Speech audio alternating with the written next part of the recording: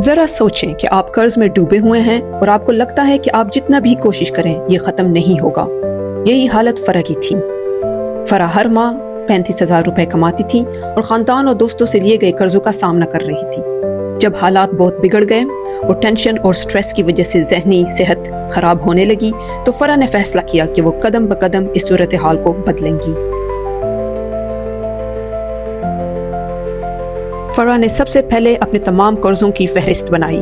اپنے کزن سے 10,000 روپے قرض جس کی ادائیگی وہ ماہانہ 1,000 روپے میں کر رہی تھی، اپنے ہمسائے سے 25,000 روپے قرض جس کی کوئی مقررہ ادائیگی کی شرط نہیں تھی، اور اپنی بہن سے 80,000 روپے قرض جس کی واپسی کا کوئی وقت طے نہیں کیا گیا تھا۔ فرح نے ان قرضوں کو سب سے چھوٹے سے سب سے بڑے تک ترتیب دی۔ ایسا کرنے سے انہیں اپنی صورتحال بہتر طور پر سمجھنے میں مدد ملی۔ آپ کے پاس کتنے قرض ہیں؟ اپنے تمام قرضوں کی فہرست بنائیں۔ ہر قرض کے لیے یہ نوٹ کریں کہ کس سے لیا ہے، کتنا بقایا ہے اور واپسی کے لیے کیا شرائط ہیں۔ فرح نے ایک آسان بجٹ بنایا۔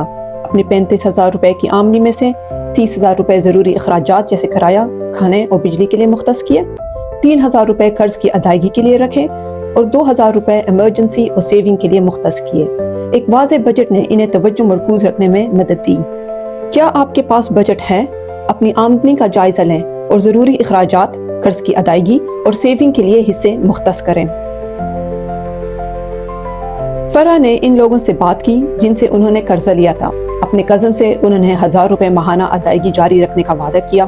اپنے ہمسائے سے انہوں نے 500 روپے ماہانہ کی ادائیگی کا منصوبہ بنایا اور وعدہ کیا کہ چھوٹے قرض کی ادائیگی کے بعد ادائیگی بڑھائیں گی۔ اپنی بہن کے ساتھ انہوں نے چھوٹی ماہانہ قسطوں میں طویل مدتی واپسی کا منصوبہ بنایا۔ یہ بات چیت ان کے لیے بہت مددگار ثابت ہوئی اور دباؤ کم ہوا۔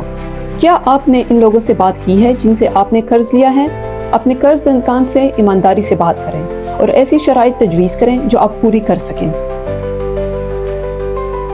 فرح نے اپنے سب سے چھوٹے قرض کی ادائیگی پر توجہ دی۔ جیسے ہی یہ قرض ختم ہوا، انہوں نے اس رقم کو اگلے چھوٹے قرض پر استعمال کیا۔ ہر کامیابی نے انہیں مزید حوصلہ دیا۔ اپنے سب سے چھوٹے قرض کو ختم کریں، اس سے آپ کو جلد کامیابی حاصل ہوگی اور آپ کو حوصلہ ملے گا۔ فرح نے ایک digital committee plate form join کیا اور ماہانہ 2,000 روپے جمع کرائے۔